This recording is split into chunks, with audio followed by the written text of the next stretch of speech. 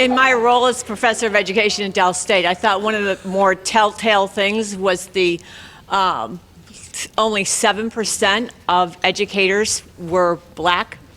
I was quite shocked, quite honestly, maybe because I work at an HBCU and I couldn't believe the numbers were that low.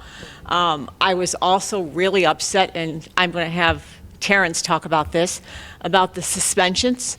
That to me was frankly abhorrent.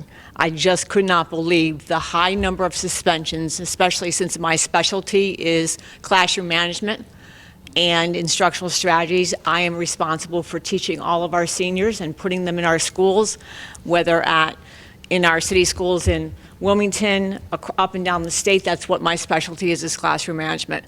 And we do that well at Del State. We do it very well. And Terrence I actually supervised his dissertation when he was many years ago. And he is a phenomenal principal. So, but I just couldn't believe some of the shocking things that were going on in 2020. I thought it was 1970. I mean, I could see this 50 years ago. I can't see it now. Especially in 2019, these things were going on. That to me is just amazing. Terrence? Sure. Do I need to stand up? Yeah. Okay. All right, so good evening, everyone. Did everybody enjoy the documentary? Yes. So I did as well. So I know Dr. Newton was saying she was shocked by a lot of the statistics. I actually wasn't that shocked by a lot of the statistics since I work in the school every single day. And like Miss Gray said, did I say that right? Yeah. Right? Last year I did a TEDx talk for TEDx Wilmington, and the title of my talk was called The Magic in Empowering Black Girls. So I had the opportunity to do a lot of research that was similar to the things that we saw in the video. And the thing that I mentioned in my talk was 60 years ago, Malcolm X said in 1962 that the black woman is the most unprotected woman in the world. And it's sad to say that that's still true today for our black women and our black girls. So by the time we got to the end of the documentary, it was really precious to see them saying, black girls, you are sacred and you are loved. And at my high school, I have a club. We're in our 7th year. It's called Girls Empowered, where I predominantly serve mostly African-American girls. And I started it because one day in my classroom, I gave an assignment. We were reading To Kill a Mockingbird. Y'all remember that from school? Yeah. So you know they had Scout, little white girl, and she had her dad, and he was always there to protect her. Yeah. And I gave them an assignment where they had to analyze some kind of quote. And when the black girls would respond to the quote, you could tell that they all had some type of strained or absent relationship with their fathers. And when they left that day, that really broke my heart. So that inspired me to start my club. So I started out with just 6 girls from all different backgrounds. And then somehow over the last 7 years, I now have 40 girls on my roster. And the majority of them are black and Muslim girls to this day. Right? And I'd go over things that are similar to the things that we got to see in the video where they were talking about the importance of curriculum.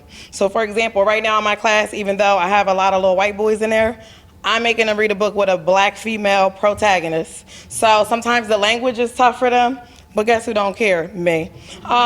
Because they need to be exposed to it. It's not just black girls that need to read about a black girl. And the black girls are into it, but all of the other students in the room are still benefiting from learning it. So one of the things I gauge from this is that it's important, obviously, to do a lot for our black girls, but we also need to expose other individuals, right? So our white educators, as well as other students in our classrooms, to understanding things about black girls, because that implicit bias, it's always there. And even as a black teacher, sometimes it's there for me too.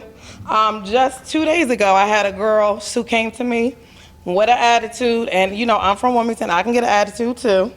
And at first, I did give an attitude back to her. But then, like they were saying in the video, I had to take a step back and be like, all right, Tara, are you going to get with her?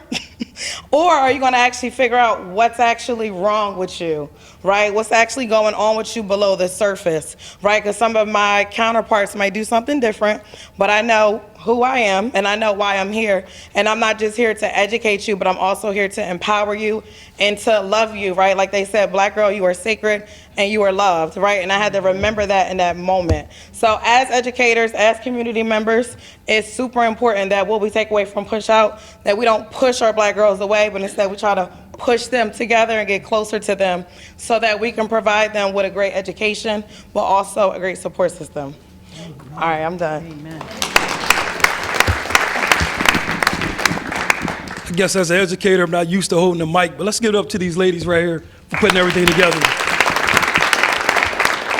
Just kind of give you a little background of me. I'm from the city of Wilmington, was raised down here on 26 in Speakman, where they called the 2-6 projects back in the day.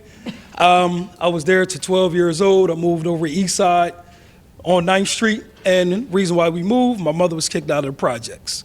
My mother raised 6 kids on her own. I had a sister that is 2 years younger than me. So as a Black female, my mother always taught me how to be respectful to a woman regardless of our situations. And because of that, her and my father were dealing with different issues. I recall a situation where my father broke in the house 3 o'clock in the morning, started beating on my mother. I didn't want to go to school, but my mother made me.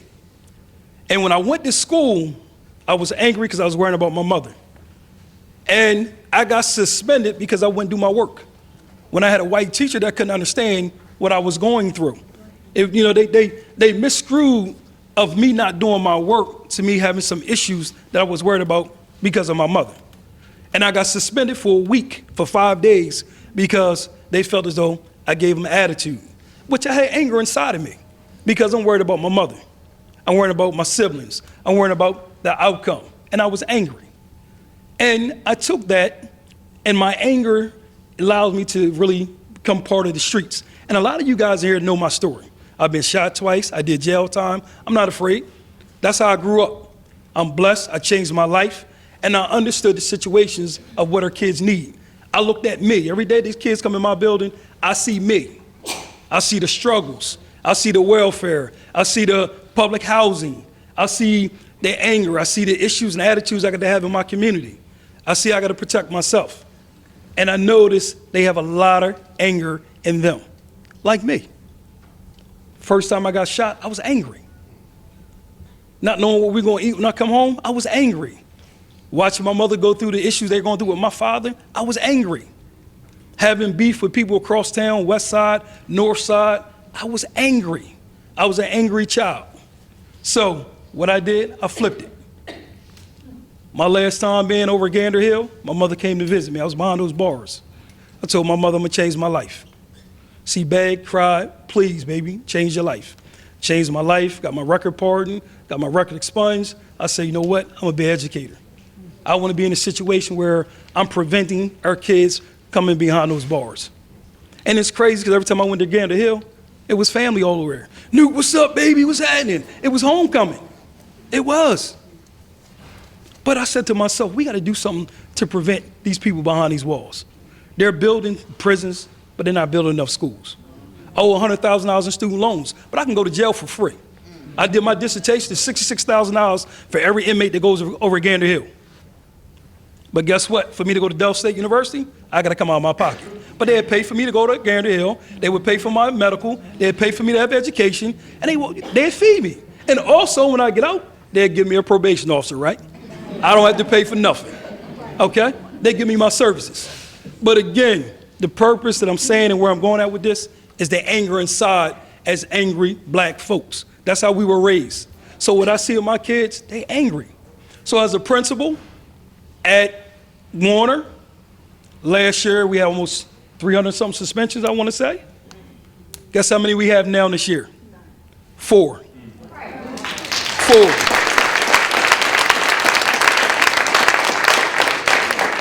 My style as a principal is building relationships.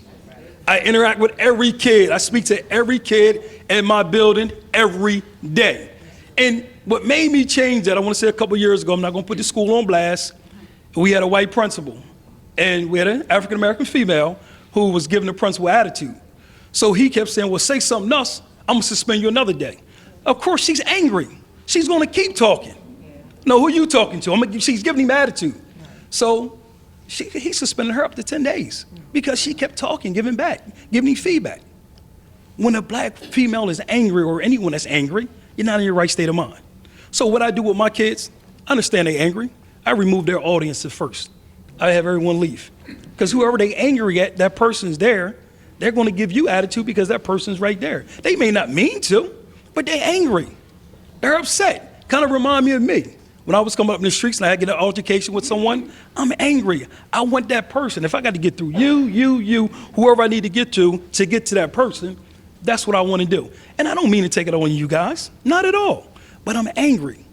So when I do that with my kids, I remove their audience, let them calm down, and let them see what they're doing wrong. And I had that conversation with them because once they're calmed down, they're a different person. And that's what we got to do as educators, build relationships. If you build relationship with students, they give you the world. And being at the elementary level, I'd give more hugs in a little bit. I used to wear my suits, once every, at least put in the cleaners once every 2 or 3 weeks. Now when I wear a suit, I got to put in the cleaners because I'm constantly giving hugs. I'm giving love. I'm building relationships. I'm in the community. I go to their homes. I go to their parks. I just build relationships with them. And that's what we need to do as educators. Take time out to sit down, just have a conversation with them. And I'm sure you do that as a teacher. You build that relationship. I'm sure you do that as a professor, Dr. You build that relationship, what you did with me, build that relationship with me. And if we take time out to do that, and understand that every person is important, especially black women.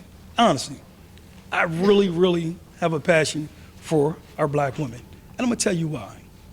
Because when I came up in the projects, my mother was being abused. I feel like my father didn't really value my mother.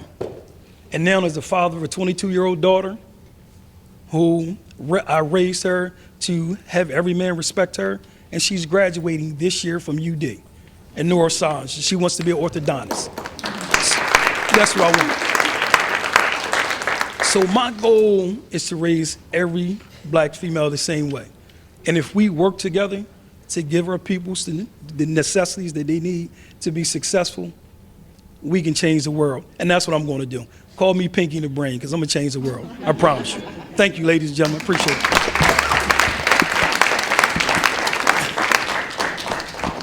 I'd like to thank our panel for their comments. And now, do we have comments from the public or anyone that would like to ask a question? Is someone running around with a mic, or am I doing this? Here,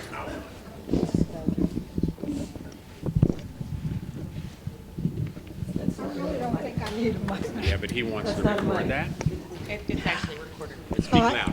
Hi, my name is Jeanette Wilmore.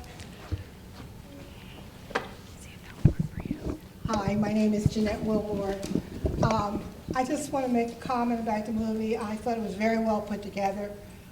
Just have a couple little comments about it. I think that at the end where they said to love and respect and treasure the black women, the black girls, the black women, we need to love and respect all, not just the black women, the black men, the white women, the white men, Filipinos, whatever. Yes, thank you. Thank you. Any other comments? I'll come to you. Thanks. I have a statement and a question. So first I want to make the statement that, and I think the video was excellent. I do think the video was excellent. But it seems as though the narrative is that us black girls who turn into black women have this struggle. Some of us do have a struggle, but some of us don't. Some of us came up with our mother and our father and our families intact, and everyone has whatever dysfunction that they have, but they don't really have that turmoil where they were molested or they was raised by a single mom. Yet, the narrative is they look at us all the same. They all have a problem. However, I can't be upset about whatever I'm upset about. It's not, oh, what's your problem? Why are you upset? And I say that because I have a 14-year-old little girl. And my 14-year-old girl stands 5'8", 160 pounds. Okay, she towers me. I have to put in a check sometimes, but yes, she towers me. And Her narrative is not like a lot of her friends. Okay? I had my child in Montessori school from the time she was in first grade. She don't know anything about the public school system. She got a chance last year to study abroad in Panama. That's where she was last year. However, we can't afford to send her to Friends or some of the other schools that maybe she would get a chance to express herself. So now she's in a public school who only sees her exterior. They don't listen to her. They don't listen when she, if she is upset about something. She was in a class and she came home and she said, "Ma, they expect," now she has a learning disability. She said, "Ma, they expect me to learn, but my social studies teacher just throws us a packet and then tests us the next week. I can't learn like that." So you know what she was doing? She was leaving class. "I gotta go to the bathroom. I gotta go here. I gotta go there." And she ended up getting suspended, that same ACS, whatever they call it. I didn't even know they took my child out, was taking her to another building and she wasn't in the school. She got suspended because she was in the hall without a pass. She was in the hall without a pass because the teacher in the classroom wasn't teaching. And she didn't appreciate that. Yet as a parent, and here comes my question, as a parent, how do you advocate for your child? Because you feel like there's nothing for you to do. You go up to the school, you make your complaints, they hear you out, but there's nothing done. It stands. You know what I mean? I just got a call last Thursday they called me. "Your daughter had her cell phone during testing." So here I am thinking, my child trying to cheat on the test. I know she not. So I come up to the school. I am an educator, by the way. I teach high school Spanish, okay? I leave school, after school, straight. Leave, go to school, go to her school. What's going on? "Oh, well, she came to school late," because she did go to school late. She wasn't feeling well. She came to school late, and the teacher told her that she shouldn't have her cell phone. And I'm just going to cut to the chase. The administrator did not have the story straight, because when I spoke to the teacher said, "I never saw her with her phone. I assumed that because that's what the other students said." So they violated her because they made her go take her phone out of her locker and turn her phone in, so then now I have to come in to retrieve it. You know what I mean? So how, as a parent, do you address these issues and get some kind of recourse? Because that's what it feels like. I feel like I'm playing detective, and it's a criminalization of our children, our girls. That's a great question. Thank you. Thank you for Thank sharing. you. Thank you for sharing. Someone else like to ask a question about Let me ask you a question. I'm sorry, I had a long day, ladies and gentlemen. I've been up since 3:30 every morning early. In that situation, what I do, I build relationship with the parent and build relationship with the kid and just have that conversation. In a situation like that, to me, I don't think it results in suspending the kid. I just think it's more of a conversation, a sit down. Let's get mom involved. Here's our situation. I'm gonna hold the mic.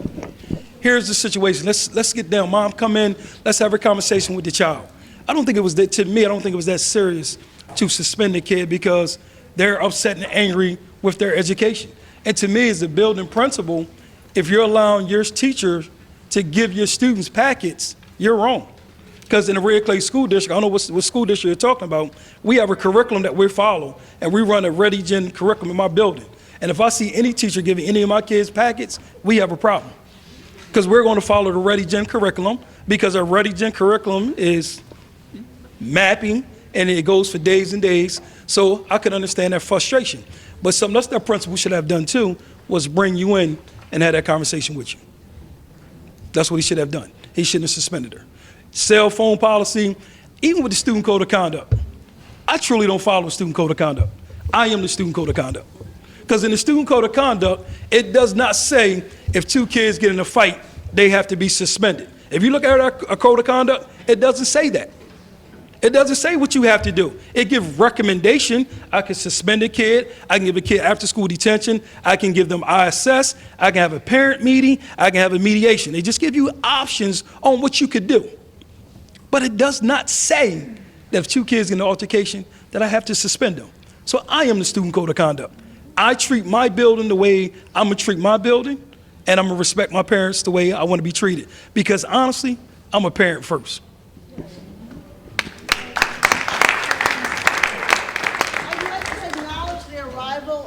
Senator Elizabeth Tizzy Lockman.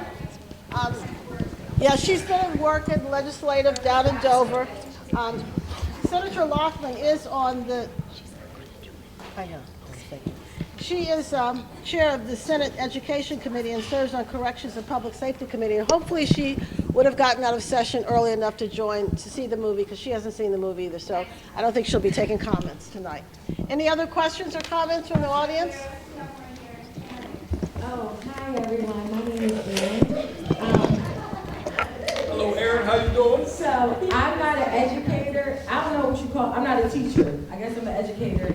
And as one young lady that grew up as an angry black woman or an angry black girl who was told that she was never going to amount to anything but sweeping up McDonald's parking lots at AI High School. That's what my Spanish teacher told me. I think that it's important that we just give back. Yeah, I told me I wasn't going to do nothing. I got a whole master's degree. Anyway, I think that it's important that we, for those that think that people look at us as angry black women, that we go into the schools and we make sure that we support young girls, because a lot of them are angry and a lot of them just don't know how to displace their anger. And when you're constantly telling kids you're bad, you're bad, you're bad, they're going to show you something to be bad about. So if you constantly tell these young black girls that they're angry, or or you're beautiful, you're beautiful. The ones that are being told that they're beautiful constantly stand in the mirror. The ones that are constantly being told that they're bad, they're constantly being sent out of school or detention. So I think that it's important for everybody to make sure that they give back, because even if you don't feel like you fit the mold of who should be in the school, those is probably the people that should be in the school, is the ones that don't fit the mold, like Mr. Newt and the rest of y'all, Rashima, everybody that be in the schools doing the thing. Del State, shout out to Del State because I am a Hornet. All right, I'm done.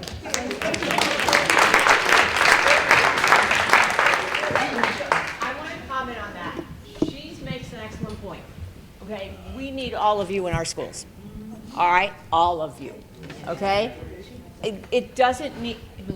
Oh, here we go. Doggone Mike.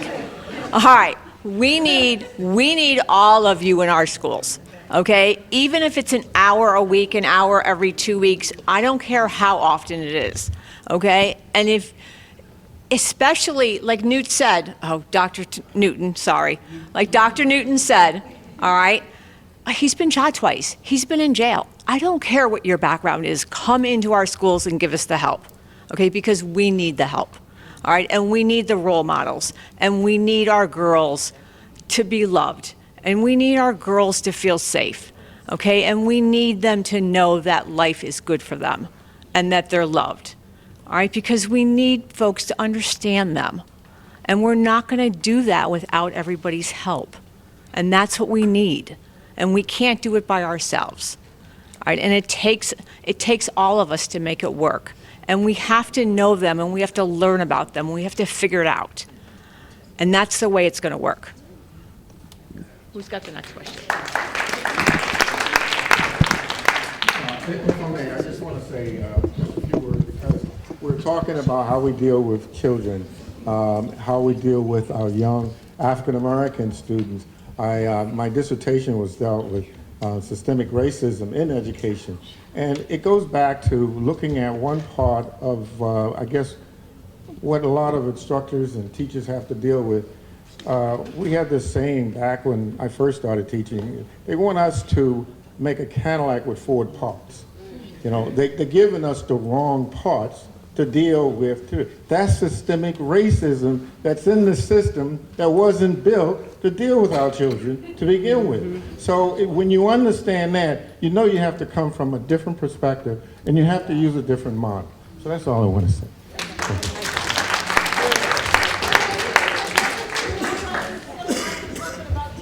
I see your hands. We're going to do 1, 2, 3. Thank you. Hi, my name is Shaquay.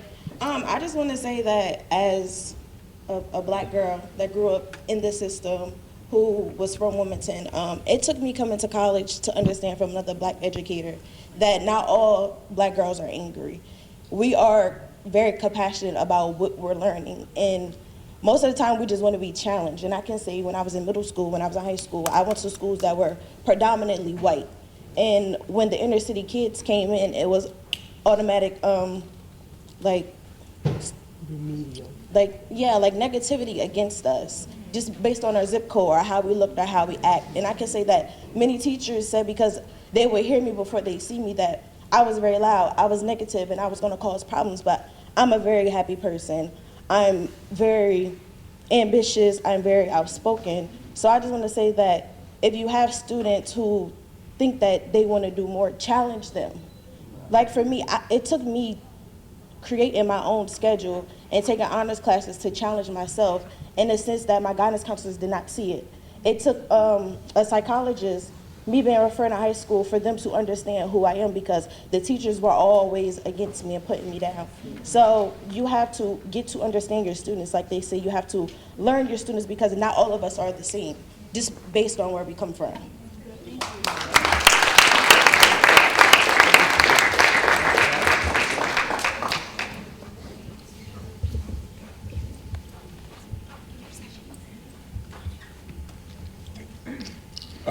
Good evening. My name is Kari Bay. Work at McCullough Middle School.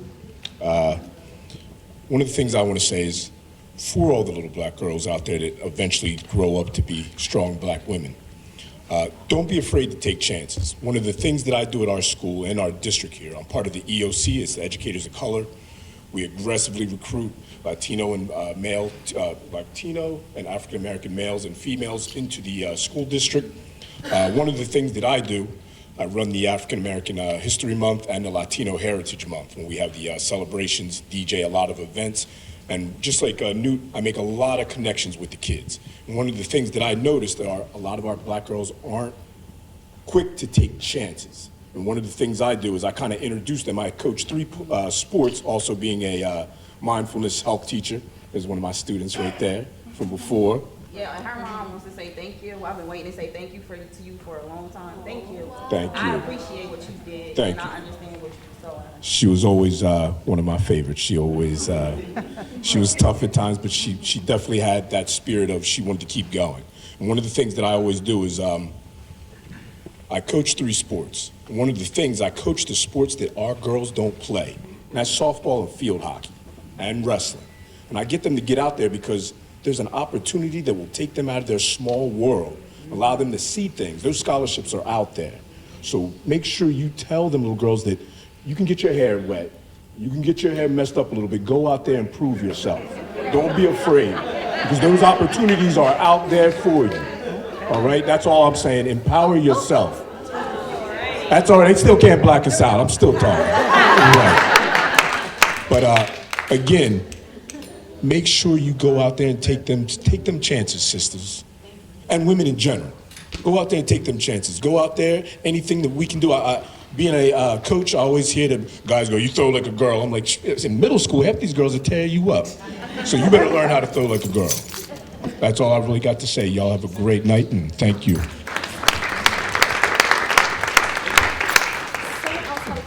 Okay, you're third, all right?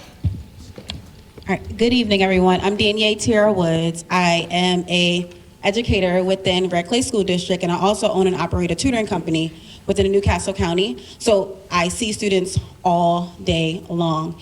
And while watching this film, I'm very reflective as an educator. And I saw a few of my students within these young ladies, and I'm just like over here texting a few of my coworkers, like, how can we actually push this message out to other educators to make them aware of what's happening, what's going on, what the journey of some of our students could be, but we could actually, you know, combat that, and we can support them now within the elementary schools. So my question to the panel more so is, I know a little bit about what Red Clay has going on, because I was a part of the diversity committee. However, with other school districts or even within the communities, how can we push this message to make sure that other educators, other community members are aware of what's happening with our young girls, so that way we can combat the things that they're going to be coming against?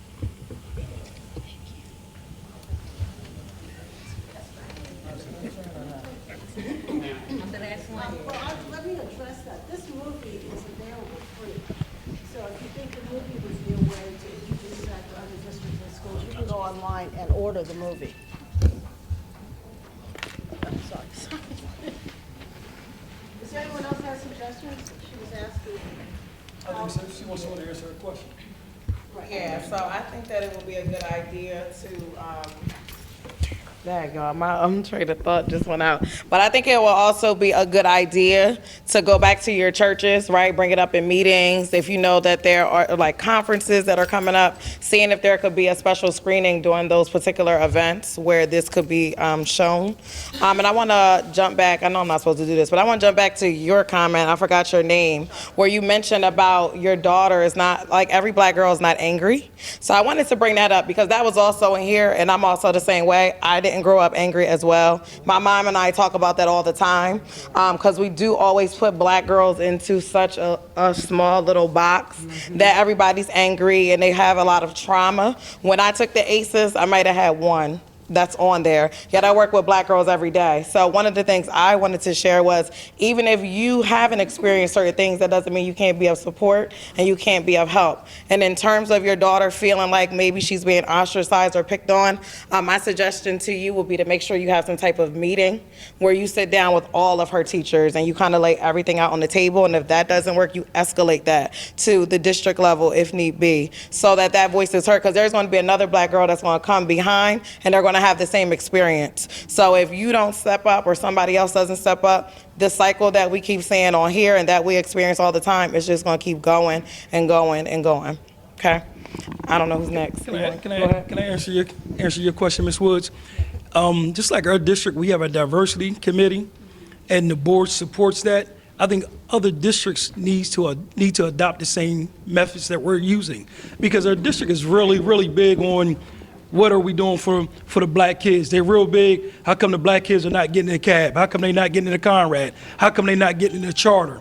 So our district is real big behind that. Having diversity committees. My school, Warner, I want to say though the state of Delaware, my staff, my school is probably the biggest. I got 50% white, 50% black staff members. So you're talking about diversity. My school is probably the biggest diverse school in the state of Delaware.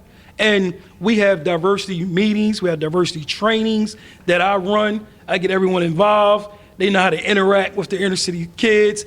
Every summer, I take my staff into the community.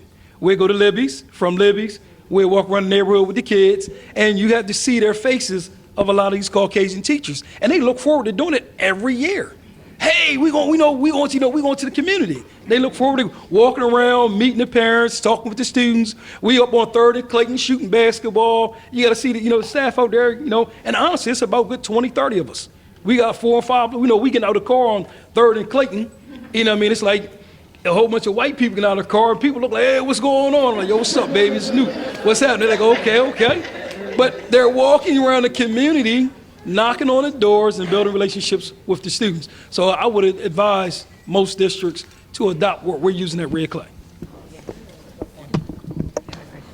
Hi, good evening. My name is Keisha Vaughn. Simple question. What are the steps? I'm not an educator. I'm a parent of adult children. However, what are the steps that the parents should take to be able to go into the schools and volunteer their time, an hour, 2 hours? How does that work? Because I hear a lot of stuff going on regarding what the educators are doing, but we know that parents' presence are very important, and it was also mentioned earlier. So can you explain to us the steps that a parent should take to be able to volunteer their time in the schools itself? So I would suggest that the easiest way is to link up with an individual in the building that you trust, that you respect, that's working with a group of students, primarily African-American girls, or even boys, and then make the connection that way. You would need to get, if you're coming consistently, most schools you do need to get a background check just to make sure, you're cool, to come into the building. So I will plug myself. If you would like to come into Girls Empower or Black Student Union, I welcome speakers. I also welcome any parents if you want to volunteer or support or help, or even just to come in to see, especially Black Student Union is all student-led and student-run, and they are phenomenal at running, creating activities, gathering people, getting them to advocate, and they go through black politics, the criminal justice system, everything you could think of or imagine. So I would say finding that point person in the school is easier. If you send an email to like a principal, like Dr. Newton, he has too much stuff to do. So not that he's not going to get back to you or somebody else, but finding an individual, a teacher, or even a counselor that maybe you know somebody that knows somebody will probably be your easiest way to get into the building and impact the right group of students that you should be working with. You want to add to that? Okay, I guess you want me to. All right, so in Red Clay, like if you're going to Warner, you would contact Children and Families First. We have a volunteer form. Do not, she said something about the criminal background check. There's little or no cost to that. Please don't let that scare you away. Okay, that's not an issue. If you're coming in to volunteer, we want you to come in to volunteer. All right, so just don't let that worry you. All right, if you're worried about that, pick up the phone and call me. Most of the states got my number, or text me. Somebody can give it to you. Or get on the Red Clay website, and I'm under school board, just text me and I'll get back to you.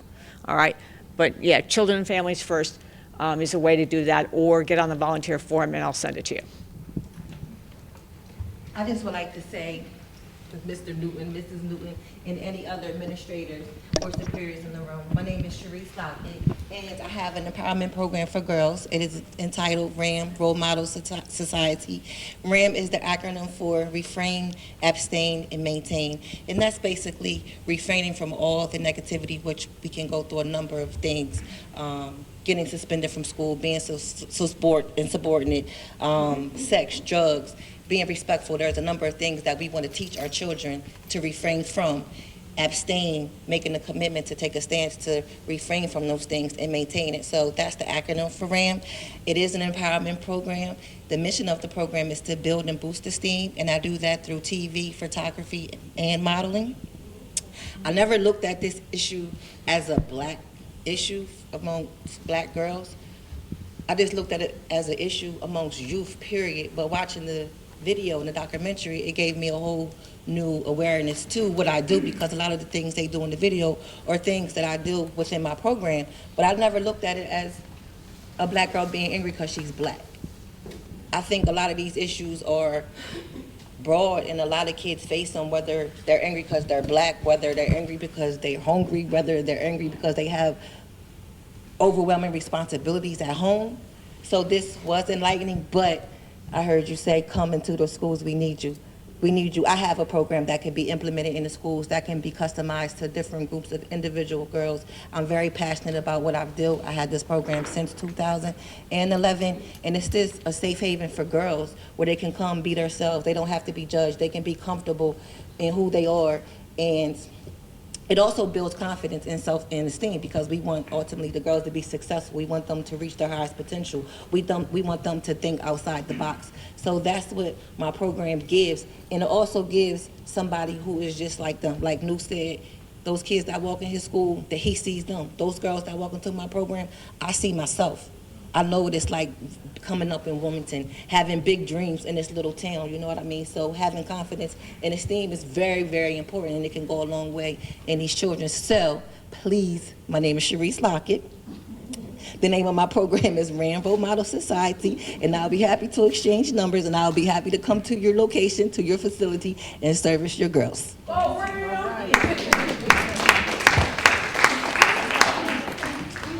We have time for one more question. So this is going to be the last question, then we are going to wrap up for the night. Thank you all for being here. We really appreciate it. I have a question. My name is Lisa Kellum Shepherd. Talking about volunteering and how you get involved. If your kids are there, go to the school. I mean, plain and simple. Don't discount the importance of PTA. I am a happy empty nester. My kids are gone, thank you, Jesus. But when they were in school, I was PTA president for about 5 years at Shortledge Elementary. They had a teacher there, Mamie Bazell. She loved those kids every single day when they came in, no matter what. So it's the PTA. Be that parent to hang around too much, and they might make you the coach, but it is. You have the right to be there. If your kids are there, go there, no matter what. No matter what, you have the right to be there. It's all about grassroots, okay? Thank you.